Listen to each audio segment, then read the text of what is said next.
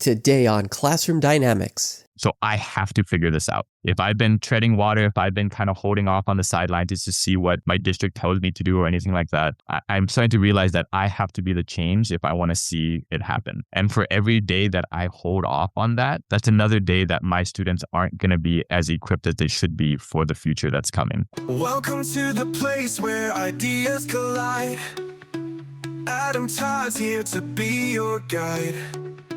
For teachers and techies, chasing the spark. Classroom dynamics, where we leave our mark. Let's dive in deep, the future's bright. Innovation shines like morning light. Teachers and tech, hand in hand we go. Welcome to the Classroom Dynamics Show. Classroom Dynamics is sponsored in part by Logitech Education, empowering student voice and creativity with innovative tools like the Logitech Reach Adjustable Content Camera and the Zone Learn headset designed specifically for student comfort and focus. Discover how Logitech is transforming classrooms at logitech.com/education. Welcome to Classroom Dynamics, the podcast where we unlock the future of education. Hi everybody, I'm your host Adam Todd. Today we're heading to Hawaii to meet a true changemaker, Gabriel Yanagihara. From the classrooms in Honolulu to statewide workshops impacting thousands of educators, Gabriel is leading a grassroots AI movement in community, creativity, and culture. He's not just teaching artificial intelligence, he's empowering students and teachers to shape it. With over 2,500 educators trained and programs reaching millions, his work blends cutting-edge tech with local relevance and ethical responsibility. Now, I recently met Gabriel at South by Southwest in Austin, Texas, after attending his session on AI, and I immediately had to have him on this very podcast talking about it at the Logitech Logi Work Lounge. Today, Gabriel is back to keep the discussion that we started back in Austin going. While the world debates how to implement AI, Hawaii is quietly building a model that works, and Gabriel, well, he's at the center of all of it. And it's all coming up next on Classroom Dynamics, your weekly professional reset. So don't go anywhere, we'll be right back.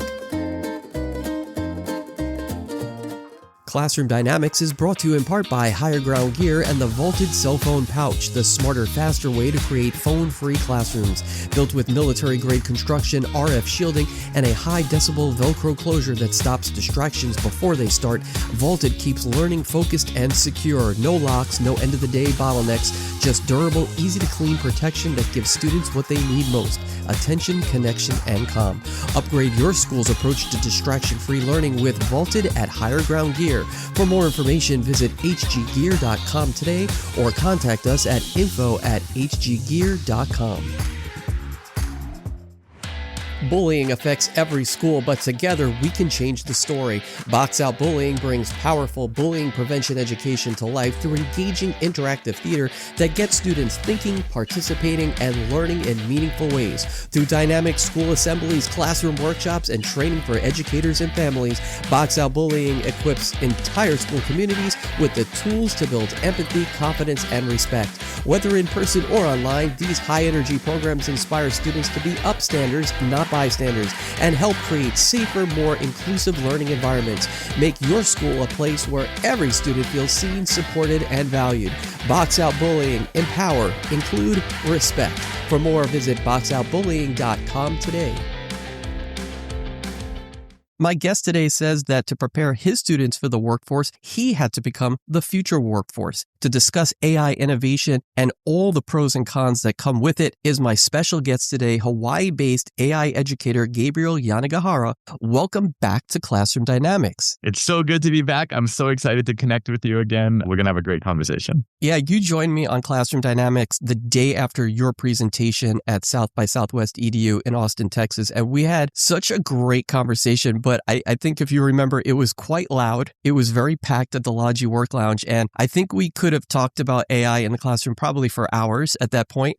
We had to stop because there was a lot of background noise. I think we had glass breaking at the bar. We had pool tables going, music, we had sirens. I mean, you name it, we had it. So I'm actually glad that you're back today for your own little episode where we can, in a quiet environment, have a really great conversation. Yeah, this is great. The sound quality here is way better. But the energy will be just as fun. So let's just look back for a second. What was your experience with South by this year? Oh, it was such a cool experience. This is my first time going by South by Southwest. I wasn't even really going to present to it, but a couple of my mentors, Summer Kim, Alexi, they had all told me about it and said, hey, you're doing some really cool stuff. Like, just put in a proposal. Like, what's the worst they're going to do? Just cripplingly, turn you down. I'm like, okay, fine. We'll try it. Turns out it got accepted. We have a nice little story out here in Hawaii about how we've been learning AI tools from day one and how that early head start really helped us get things going. And it was really cool going to South by Southwest and having everyone be really excited to hear about what Hawaii is doing in AI. You really are doing a lot of stuff. And before we go forward to talk about all that great, cool, awesome stuff,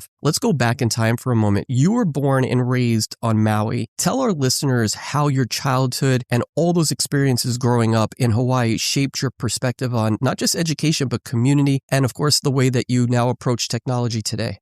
It's funny because this is definitely going to date me a little bit. So I was born on Maui. I was born in the backyard of my family's plantation style house, like maybe 100 yards from the beach. Vegetarian parents, kind of like a little bit of the hippie vibe thing. But technology for me, and this is going to date me, the dial-up internet got introduced to Maui was, I don't know if your listeners have seen Moana, and she's talking about like the horizon is there. And like that was the end of the world for us, right? Like seeing the edge of the horizon, just the ocean as far as you can go.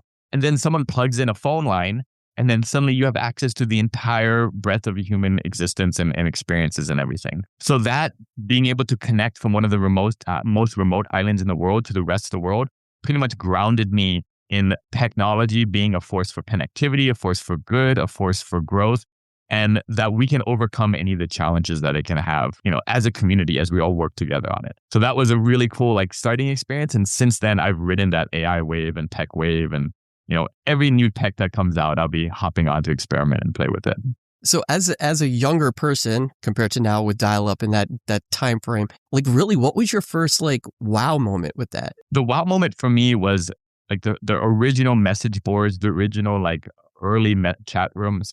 We didn't really have a lot of internet safety like we do now, but being able to know that, wow, there are people all over the world having shared lived experiences, figuring out this technology together, this was happening everywhere. So being in Hawaii, when I had this perspective of, well, we're in Hawaii, we're going to get this technology 10 years later after everyone, we're going to be last, of all 50, of all the states, we're going to be last ones to adopt it. That experience of being wow, I'm learning this at the same time as someone in New York City was mind blowing to me. And that kind of followed me throughout the rest of my career. It really shortens the miles, doesn't it? It shortens the miles. You and I are having a conversation now, and just, I know we take it for granted now with Zooms and Meets and podcasts and everything, but this connectivity that we have across our entire, species is just amazing to me. So you've built this incredible AI program at the Iolani School. How did this all begin? What were those first steps that you took to bring AI into your classroom, and then eventually obviously expand to what you've been able to do now at your school? I think one of the biggest takeaways from all of this is that I had very little to actually do with the actual adoption across our schools and who got this started. It was, and this is what I tell a lot of people, is that the success stories are in your hallways already. There are teachers using this stuff, experimenting with it. I think what happened in the very beginning for our school that helped kind of kick things off is our head of school at the time, Dr. Cottrell, introduced this very early on that said, hey, this is this new AI tool that's come out. It's called ChatGPT. Play with it. We are not going to ban it. We're not even going to block it. We're going to have, if you as a teacher want to experiment with it, we'll get you licenses. We'll buy you whatever you need. Play around, figure this out. Kind of like that vibe of you can make mistakes, but we're going to dive into this together. We're going to paddle out into the reef and wipe out and learn all these new tech things because we're a technology school. We're innovators. We're going to figure this out together. So that kind instant support. Instant leadership support, but not instant leadership mandate. Right? That's a big differentiation that I think some organizations are struggling with right now, where their boss is telling them you have to use AI as opposed to go play, right? Because people are starting to see schools like Iolani so far ahead of the pack And they're like, oh, how do we catch up? Well, let's just mandate a tool and have people do it. And that's not really how it works. That's not how we were able to do it. So being able to share that story with everyone is important. Did you have any immediate concerns when you first started, or did you even second guess yourself about the use of AI at the start? Because it really, I can't imagine it running smoothly, perfectly the first time, right? No, there was tears, there was crying, there was frustrations, there was ban it, there's arguments in the hall. There's all that messiness that comes with change. For me, it was private by myself talking with ChatGPT 3.5, like the one of the first ones, and just realizing that I gave it all my lesson plans and I said, be a better teacher than I am. And man, it was kind of a better teacher than I was. And this is 3.5, right? It had differentiated learning ideas. It had all these things that I would not have bandwidth to do, teaching all my classes and multiple, preps and everything. So that was a wake up moment for me that says, wow, it can not do my job better than me, but it can make me better at doing my job. And I was like, wow, this is going to, Dr. Control was right. This is going to change the world. I better get on this and start making mistakes quickly. You became this almost AI superhero, right, overnight, where you all of a sudden had these powers you didn't have before, and you could do all the things you always wanted to do, but you couldn't. And this was actually assisting you. And it was really helping it. But even on the flip side, like imagine being the first teacher who got like an essay that a student like quote unquote cheated on, but they just had the AI, submit that essay. And then overnight, you're like, oh my God, this student, like I watched him do this in like 5 minutes and like, he's amazing, right? That kind of like realization. And the next day you get the email about ChatGPT and you're like, oh, so now that wake up moment and being like, I have to rewrite, like I'm already burnt out. I'm already tired. I have to rewrite my entire lesson plan and curriculum because of this weird tech that someone invented far away, right? It was a very like rough feeling, but one of my main philosophies is the cure for fear is curiosity. So what I think that initial leadership push provided us was the opportunity to be curious and to try things out. And I think that helped a lot with my own AI adoption journey, and that helped many of our faculty and students as well. Something that I found too when I was starting to dabble a little bit with the AI, especially in the beginning, was, you could just change a lesson plan on the fly right then and there and have it in like seconds. And I thought that was the coolest thing, because now I could add my higher order thinking questions to my lesson plan that maybe I didn't think of. Maybe I could add additional, ISTE standards or, state standards or whatever standards I wanted, and then even ask it to come up with ways I can form small groups. You could do this so quickly for a teacher. That's what we didn't ever have. If you needed to change a lesson plan, right? You probably went home and you worked on it for an hour or two and you tried to figure it out that way. But it's so nice to have this kind of like zoom forward, and I could just get what I need to get and actually pivot right then and there, right on the spot. And that is a huge shift for a lot of educators, right? If you're in a leadership position and trying to support your teachers, they're used to taking time and being deliberate and really making sure when they're standing there in front of their students, everything's perfect and mapped out to the minute and they're ready to go, right? This opportunity with the AI to be like halfway through a lesson, being like, this isn't working. The kids do not care about this lesson that I've done. Hey, Gemini, AI, whatever, like we mapped this, it's not working. Let's try this new angle. And being able to adjust your lesson plan on the fly in front of the students, and the students see my chat log going and generating this lesson plan, and then being okay with it, being able to know that, hey, sorry, my lesson failed today. Let's try something different. And being able to have something usable is such a cool experience as a teacher that I hope everyone gets to experience. We touched upon that at South by, where I actually made a comment about how the kids do like to watch us sometimes fail or have to pivot and change. And I like when it happens because it is a real life, real world moment. Yeah, I've been teaching Scratch block-based coding since I started teaching in like 2009. Mitch Resnick and the team at the MIT Media Lab have this idea of just play, like just being able to play alongside your students and be creative. So creativity, play, making mistakes is such an integral part of their philosophy, and that's really shaped a lot of the work that I do. I love that AI has broken down so many of our systems that allows me time to play with the kids and play with the students in a way that we could never have done before, because I always have the information, the sage on a stage, and they're sitting there trying to absorb from me. Now we're all lost in these waves, and there's waves wiping out. There's coral reefs everywhere. There's sharks everywhere. And we're just like, doing it together. It's really changed the vibe of my classroom, and I love it for the better. Cool. I like that. But that's real world again, because you would find that in the real world. The teachers who are working together in a school find that with each other, and now to bring that down, like you said, to play, it really levels the field where you feel like you can actually make more ground up that way, right? I mean, do you see that at the same, when you're doing it? Yeah, like when we're playing and we're seeing things build up from a student has an idea for a game they want to make, right? In the past, when I was teaching, like I teach Unity, C# coding projects, I have a base game that everyone has to make because I only have bandwidth to teach one type of game at a time. So now it's shifted to, you start with the game that I'm presenting. And then if you want to go off in your way, I have a Magic School AI chatbot. I have a Google Gemini Gem. I have a Notebook LM with all my curriculum in it. If you want to take this further, the rubric's right there for you. As long as you're following the rubric, you can go as wild as you want. And that's been such a cool experience for me, giving them permission to go off the rails. Because then I'm also able to go off the rails a little bit and just go experiment and pick out what the kids call like a side quest. To go up and try something up and everything. And at the end of the day, that's all, educationally beneficial to them. Speaking of educationally beneficial, right? In many classrooms, writing workshop is really a cornerstone.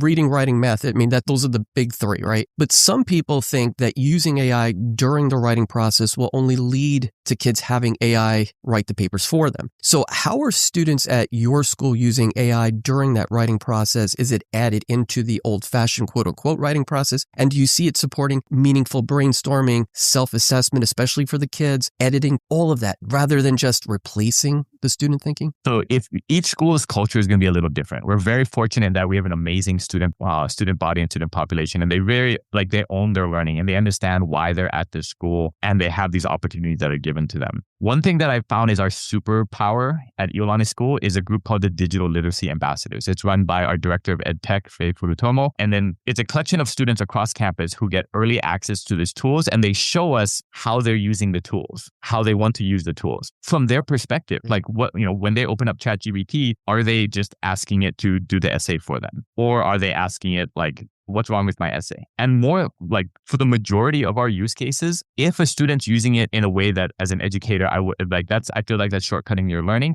The reasoning and the motivation for it wasn't, I want to shortcut my learning. It was, I'm overscheduled, I'm overbeared. Like this is more of a logistics problem than an ethics problem. And so being able to solve those other problems, which is the underlying problems, just removes any of the worry about the student using the AI to shortcut their learning. The other one that we found is really important is having student models, students trained in the AI tools to model good behavior for their peers is paramount. We have those students visit every homeroom and do a demo of how do you do prompting, how to use Gemini's guided learning, how to use Notebook, how to use all these tools. The students teaching the students versus the teachers teaching the students. And same, teachers teaching teachers, yeah. Students teaching teachers. Like we have it all. Like we have students running how to use Gemini lessons to teachers. And just doing that all in lunch, we call them like little lunch and learns. You buy them, some Costco snacks and then let them go wild for a lunch period, and they love it. No, I think whatever you're doing is working, obviously. We're going to take a very short break, and when we come back, we'll talk about AI skeptics, as well as some of the high-impact AI projects that you can try with your own students right now. And of course, if this episode is resonating with you, hit subscribe and follow so you don't miss next week's episode. More with the big kahuna of AI innovation, Gabriel Yanagihara, right after this.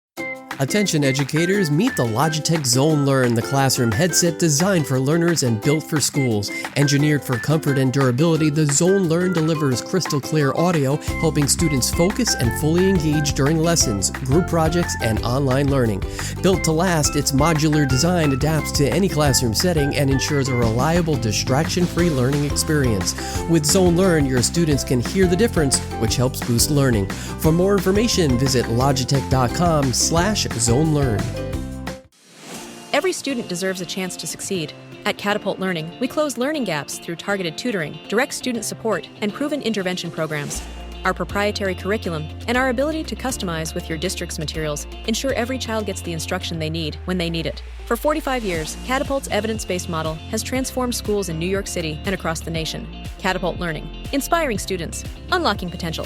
For more information, visit us at catapultlearning.com.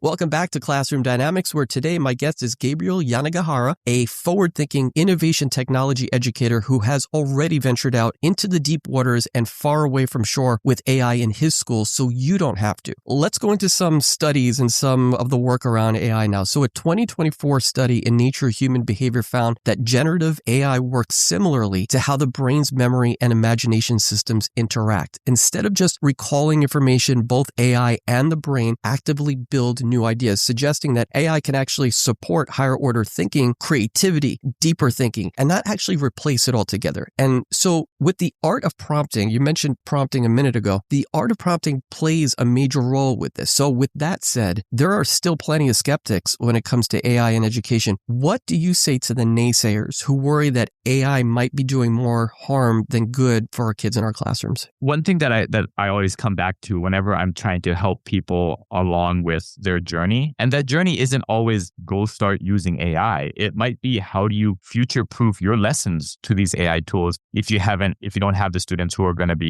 haven't been trained on how to properly use AI. A lot of it is just being curious about what it is, trying to put your own lessons into AI, and just seeing what happens. Like put yourself in the shoes of your student. It is 2 a.m. You just got back from a basketball game. You had to do all your chores. You had to do this. Now you have this lesson or project that you got to do. Okay. You put your lesson in, you try it out, and you see what the output's like. So now you can reverse engineering what experience you want the student to have with your lesson plan before that. And what's great is AI can actually role play that with you and see what that experience is like, so that you can build an educational experience for the students that if they're getting stuck, you can use a chatbot or something that you tailor with your own guardrails to kind of guide them in the right direction without doing the work for them. You can find out a way of how can they cite their AI use and show you a transcript of their logs and their thought process and everything. And you can make it so it's more work to fake the proper use of it than just to use the AI tools properly. And that's been an amazing adoption tool that I've seen with people who are a little hesitant for it. The other reason is get involved. If you're hesitant about how these AI tools adopt, your skill set and your opinions and your lived experience as a teacher are super valuable to your educational institution. We have at Iolani School, we did summer cohorts of teachers who met for a couple of days, and then they developed our AI policies. They developed our initial plans, and we knew these weren't going to be final set examples, but it gave them a chance for us to air out all of those frustrations, all those concerns, and to build something productive out of it, build something actionable that we can do. So I'm worried about AI affecting the critical thinking of my students. So here's the problem. Okay, let's brainstorm around it. Let's play and build the same way we're asking our students to see how do we protect that in this day and age of AI. And we found a bunch of really cool example projects. And now those are actually running with policy, with rubrics, with everything in the classroom. So what's the most convincing argument for starting elementary school age children down the AI path so early instead of maybe waiting till middle school kids age or high school? So this is my personal biased opinion, is that there's some regulatory hurdles in the elementary space. There's some developmental hurdles in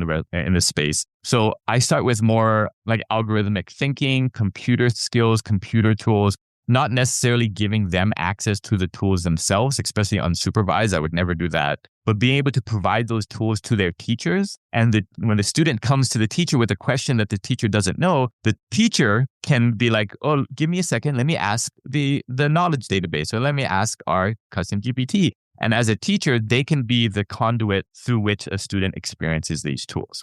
I don't think the research, we try to back everything we do in research. I haven't seen a lot of really good research yet on the younger ages. So for me, it's more of a opportunity for them to play with their teacher, not something that I would just give them directly.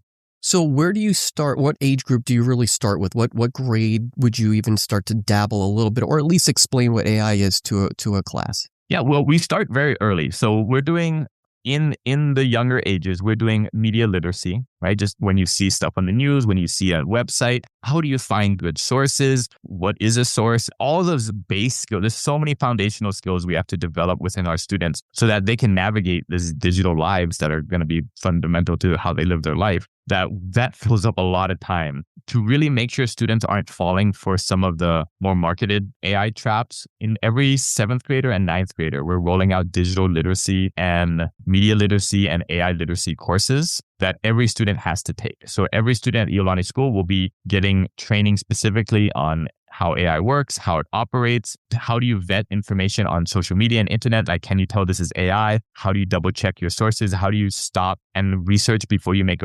decisions or opinions on something you see online? All the way to just the very essentials being, can you understand how the technology works? Because once you can see under the hood, and it's like not this magical answer box, or like it's actually just statistics and math, then all the magic kind of fades away, and then they can make much more critically structured decisions about how to and when to engage with AI tools. So we're starting 7th grade and 9th grade for dedicated literacy training to give them some touch points. Was there anything that maybe surprised you when you first started to infuse AI into your programs especially with the younger students? In the very beginning, so one of the tools that helped us get a head start in the AI adoption globally is that as soon as it came out, I did an AI boot camp. So it was in the summer space, in this little auxiliary space that we had. And it was students from, I think it was 3rd to 6th grade, where we did 6 hours per day for a week and basically use AI on everything that we could get our hands on, right?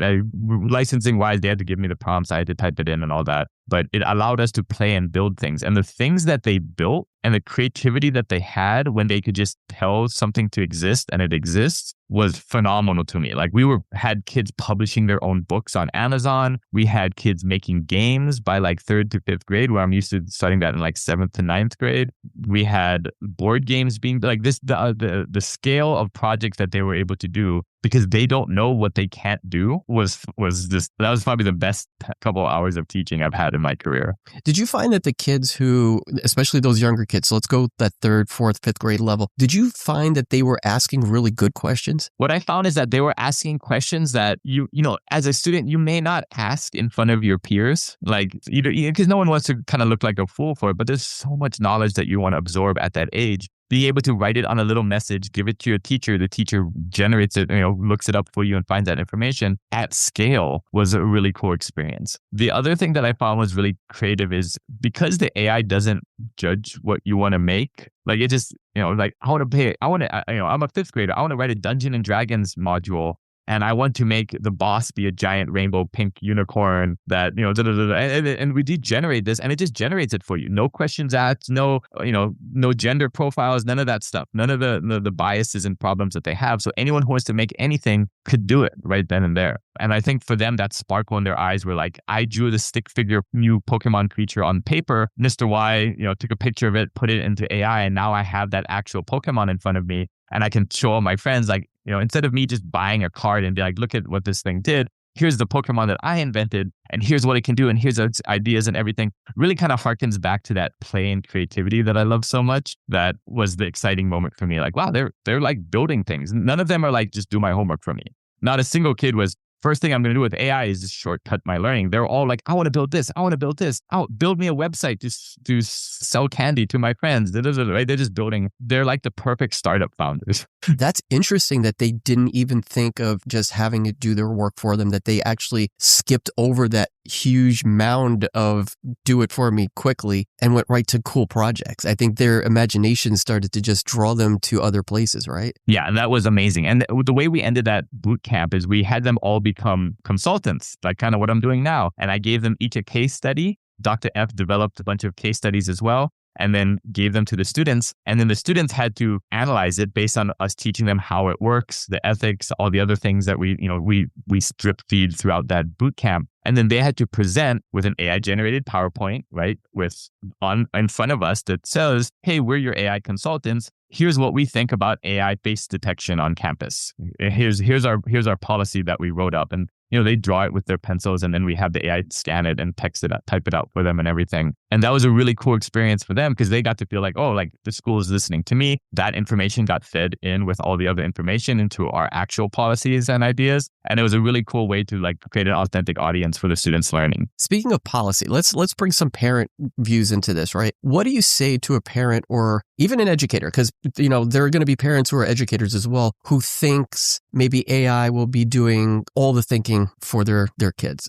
Just let it run and it's just going to do all the work for them. What do you say to those parents and those educators? And I hate to sound a bit like a broken record, but it's always like the cure for fear is curiosity. Like use the tools with your students, with your kids, and let them teach you about what it can do. And then you give your opinions back on it, right? They can show you like, oh, here's how I use it. I'm stuck. I don't know how to do this math problem. I'm going to go to Google Gemini, click guided learning so it doesn't do the work for me. And I'm going to ask it for help. You as a teacher or parent can come in and say, good, that is a good use of AI tools, but please fact check everything. The tools are way better now than they were a year ago, but still double check with your teacher to make sure you're on the right track. If they come to you and say, oh, so I just say, do my paper for me, and then you generated it, you can model for them why that's not a good idea, right? Why, what's the point of even going to learn if you are not developing your skills yourself? And there's that opportunity, that conversation with your kids is going to be very valuable. Even being vulnerable with them and telling like, I don't know this AI thing. I have opinions about it. Let's talk to the AI together and let's have a discussion around it. And that's been so powerful in providing AI literacy for both the teacher and the parent and the kid together. And there's nobody like, this is so new. Nobody really has a foundational finished, I know all the answers. All we can do is go out into the reef, paddle into a wave, wipe out with our kids and students together, and kind of enjoy this roller coaster ride we're all on as a community. There's going to be so many teachable real world moments that teachers are going to find themselves in when they start to go through this process. The teachable moments are going to be there almost every day, probably in many different ways, right? Have you seen that? And there's going to be a lot of teachable moments for yourself too in front of the students, which is a very vulnerable thing as a teacher to do. And be like, oh, I used the AI tool wrong. Like I modeled the bad behavior. I did this. Like I got to fix this now. Like nobody said this change is going to be easy. This is going to be one of the most foundational shifts in humanity that we've seen in decades since the advent of the internet. Jobs are going to change. Everything's going to change. But if we can show up with a smile on our face and have fun with our students and play as this massive AI wave is washing across the shore, that's going to be all the better for us. Because we just started wiping out earlier, when everyone looks at our school and says, wow, like how is Yolani's school doing these cool tricks and dancing and like ripping on this wave and doing aerials and everything? How are they doing that? They don't see the last 3 years of mistakes and struggle and everything that we've been going to, class by class, student by student, parent night by parent night, to just make sure we are all on that. And I don't think there's a shortcut for it, right? Just like learning any skill or any activity, there's not going to be a shortcut for a parent or family or organization to become AI ready. It's just now you can see there's a light at the end of the tunnel and you can see that it gets better and it's easier. You just got to go through it. And I think that's where we're at right now. I think you mentioned during your presentation to connect with your inner child, right? To let that come out in that learning process, in that play process. And I think it's a really important point because we really are at that crossroad. We are right in the fork of the road. Which way are we going to go with it? How are we going to attack it? How are we going to use it to help us and push us forward? I loved when you said that. That was a really great point. I think if I had to share some advice to people, giving them the tools and letting them play is an awesome starting point. And then giving them problems in their community to solve using these tools has been one of my favorite opportunities. Like not even at our school specifically, but across Hawaii, you were seeing this happen everywhere. So I was born and raised on Maui, and then my family's ashes are scattered outside the Jodo Mission Temple in Lahaina. After the wildfires happened, we had this opportunity to connect with Yayoi Hara and the Jodo Mission Temple, who their entire facility and the whole town burned down. What we found in speaking with her and the students who were displaced, that none of the rebuild or redesigners were talking to the students. So as a model of what you could do in your community is find a challenge or situation and then use the tools for the greater good. So she had the idea of giving these AI image generation tools to the students so that they could process and then they could help reimagine what the future town would look like. So instead of hiring a $20 million architectural rendering firm, on the mainland, on the continent, they're able to use Midjourney and some of the early DALL-E like image tools to generate images of what they wanted their town to look like in the redesign. What did they want added? What kind of parks did they want? What kind of bike lanes did they want? And they're able to generate those for essentially I think it was $9 for all of them for the whole month, and then print them out, postcards, and give them out to the politicians, the road workers, the cleanup crew, to everyone in that area. So now students with less than the cost of a Starbucks coffee can change the outcome of the future of their entire town. And that's the kind of scale of growth that I'm seeing with these tools across Hawaii that gets me so excited about what students can do, because as long as they have support and that opportunity to play and experiment, there's so many more other projects like this that they can do. And I'm really excited to see what all your listeners and everyone else comes up with or what stories they have as well. It's going to be really cool. Let's give them some really good, very basic, very simple, high impact AI projects or activities that they can start with their students like right now that's going to be meaningful. Like you said, either where it's based with their community, their school, whatever it is that they feel is a nice connection. What are some really good, simple ones that they can try? One of my favorite ones is getting students to be like published authors. This is one that we started with HIEMA, the emergency management organization in Hawaii, where they were trying to have everyone in Hawaii know what to do during a tsunami. And to get that book like built and published and everything would have been, over $100,000, and it would have been like outside the scale of anything that we could have done. So we went to AI, and AI helped us navigate how to do this project. But the project was essentially having each of the students write their own story with a Aesop fable style boy who cries wolf, but for a lesson that you want everyone in Hawaii to know. And it's like the new PSA, because every teacher has the kids like film a PSA, put it on YouTube, it gets 3 views, and that's the end. But now you can have a children's book with a character, with a narrative, with a story that the kid wrote. You can have AI as a writing assistant to kind of give them feedback to help fix their story. You can use the Pixar formula for, how a story works, build all that out, and then use Canva to upload the pictures, upload the text. The kids can work with those tools. That goes, in elementary school all the way up to high school and post-grad. Anyone can use these tools. And then they end with a PDF file that is, they can publish as a free ebook on Amazon. They can put it on Kindle for free.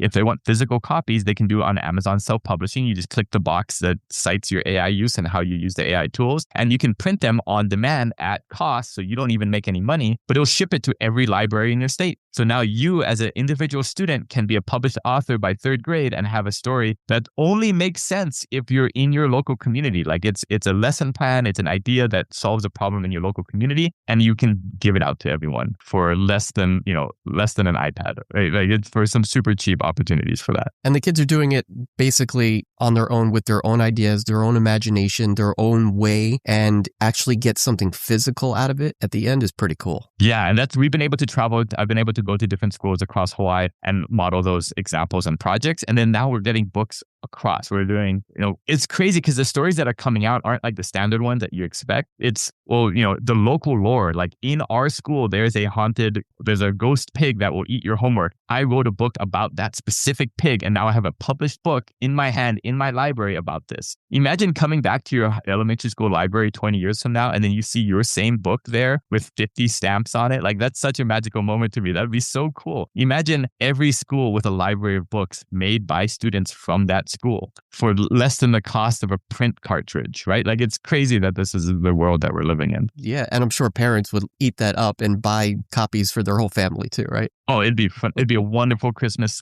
gift. The other project that I think is for the more advanced students is there's these 2 educators, Greg Bowman and Alan Suramori. They're legends at our school in terms of teaching.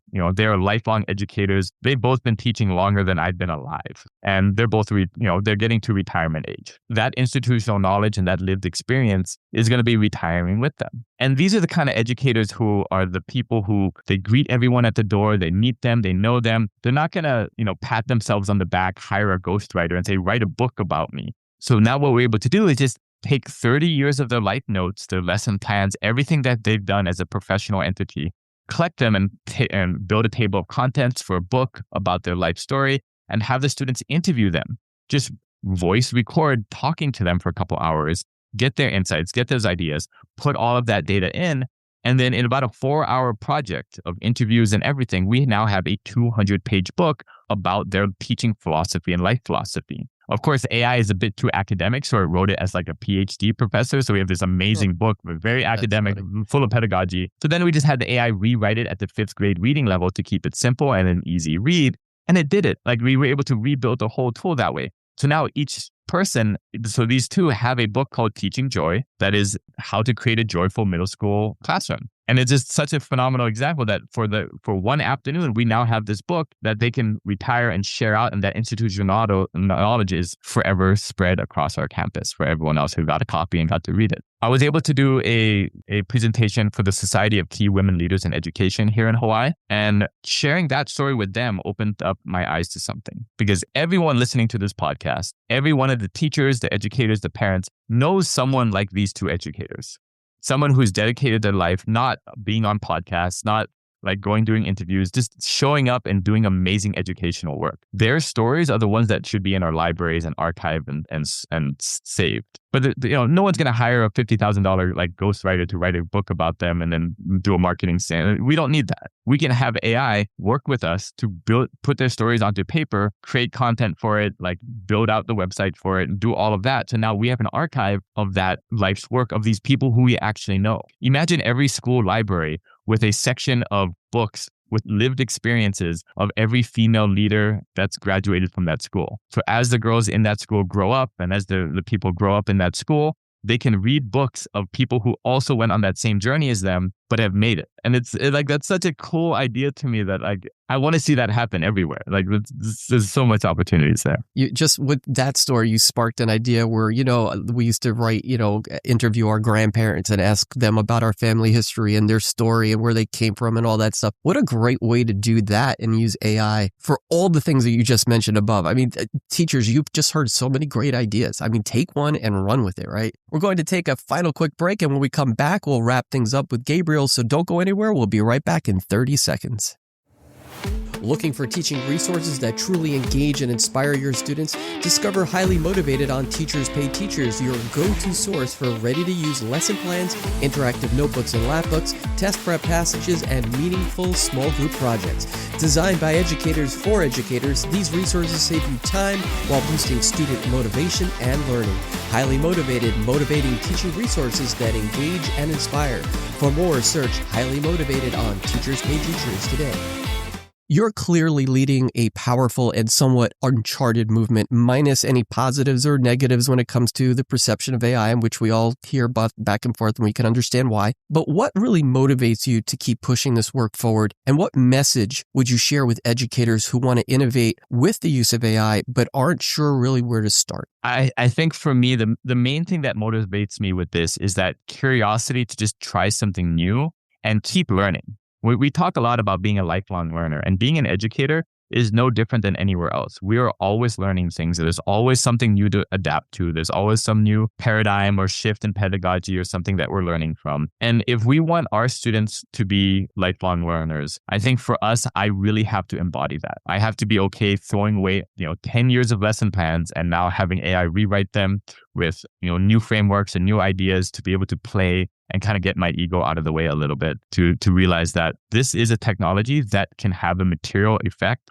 on the quality of life of my students. So I have to figure this out. If I've been treading water, if I've been kind of holding off on the sidelines just to see what my district tells me to do or anything like that, I'm starting to realize that I have to be the change if I want to see it happen. And for every day that I hold off on that, that's another day that my students aren't going to be as equipped as they should be for the future that's coming. And in my role of emerging technologies, I get to see these waves of technologies crash across our shore in Hawaii. Looking out and seeing this wave of AI that's coming, this is the biggest wave of change I've ever seen in my life.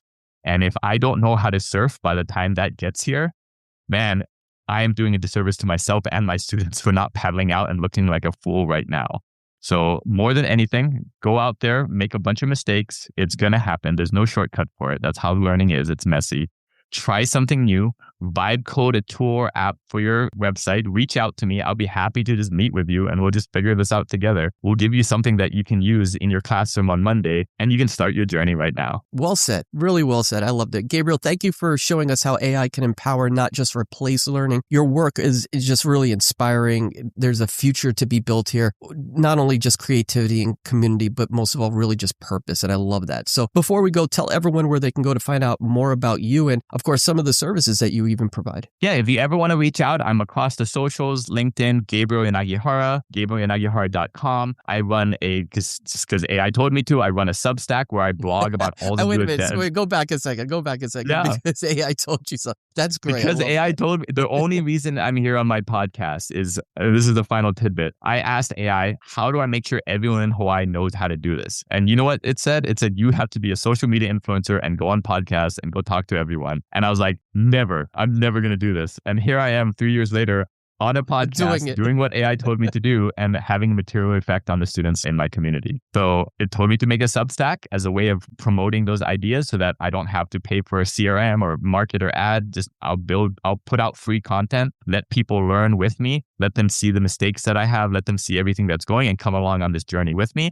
So if you want to learn, it's GabrielYanagihara.substack.com. You can just Google me up. It'll be there. And I'll be posting all the crazy stories that we're at along the journey. And of course, we'll put all this in our show notes as well. For those of you who have been listening, thank you for tuning in today. And make sure that you share what you've learned or any takeaways or reflections that you've had and tag us on X at Class Dynamics or on Instagram at Classroom Dynamics Podcast. You can also find out all of our links, including information about our sponsors on our link tree at Classroom Dynamics. We always look forward to hearing your thoughts on our episodes episodes and sharing the different ways in which you're using what you've learned. And more importantly, share this episode with one colleague, just one, who you feel can benefit from today's show. You can also help support Classroom Dynamics with as little as $3 a month at classroomdynamicspodcast.buzzsprout.com. Once again, I'd like to thank Gabriel Yanagihara for joining us today on Classroom Dynamics for a really important, powerful conversation. Thanks for being with us, the amazing conversation that we had, and of course, all the time. Mahalo and aloha to you. Thank you and goodbye.